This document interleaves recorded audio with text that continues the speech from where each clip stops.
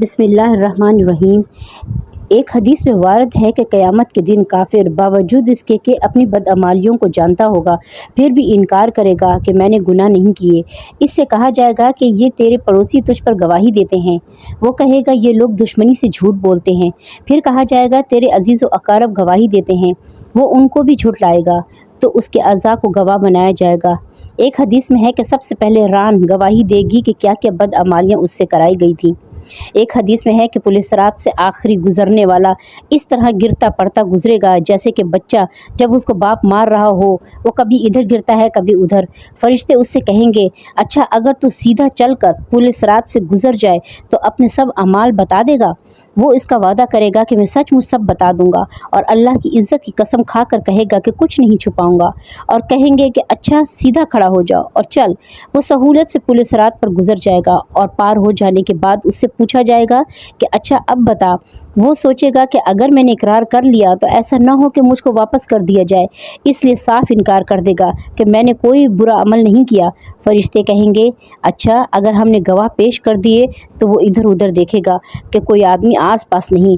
उसको ख्याल होगा कि अब गवाह कहाँ से आएंगे, सब अपने अपने ठिकाने पहुँच गए हैं, इसलिए कहेगा अच्छा लाओ गवाह। तो उसके अज़ा को हुक्म किया जाएगा और वो कहना शुरू करेंगे तो मजबूरन उसको इकरार करना पड़ेगा और कहेगा बेशक अभी और भी बहुत से मोहलिक गुनाह बयान करना बाकी हैं।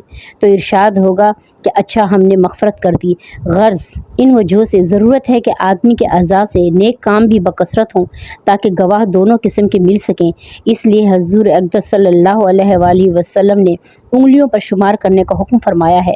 इसी वजह से दूसरी हदीस में मस्जिद में कसरत से आने जाने का हुक्म है कि निशानात कदम भी गवाही देंगे और उनका भी सवाब लिखा जाता है।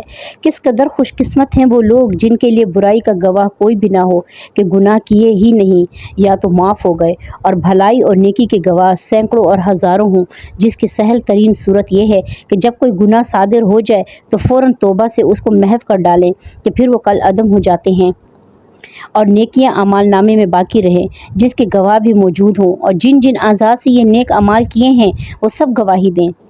मुतअद्दिद हदीस में खुद नबी करीम सल्लल्लाहु अलैहि वसल्लम का उंगलियों पर गिनना मुख्तलिफ अल्फाज से नकल किया गया है। हज़रत अब्दुल्ला बिन उमर फरमाते हैं कि नबी करीम सल्लल्लाहु अलैहि वसल्लम उंगलियों पर तस्बीह गिनते थे। कुरान पाक में इरशाद है, और जो शख्स अल्लाह के ज़िक्र से ख्वाह किसी किस्म का हो, कुरान पाक हो या किसी और किस्म का, जानबूझकर अंधा बन जाए, हम उस पर एक शैतान को मुसल्लत कर देते हैं। बस वो शैतान हर वक्त उसके साथ रहता है और वो शैतान अपने साथियों के साथ मिलकर सब के सब उन लोगों को जो अल्लाह के ज़िक्र से अंधे बन गए हैं या सीधे रास्ता से हटाते रहते हैं, और ये लोग ख्याल करते हैं कि हम हिदायत पर हैं।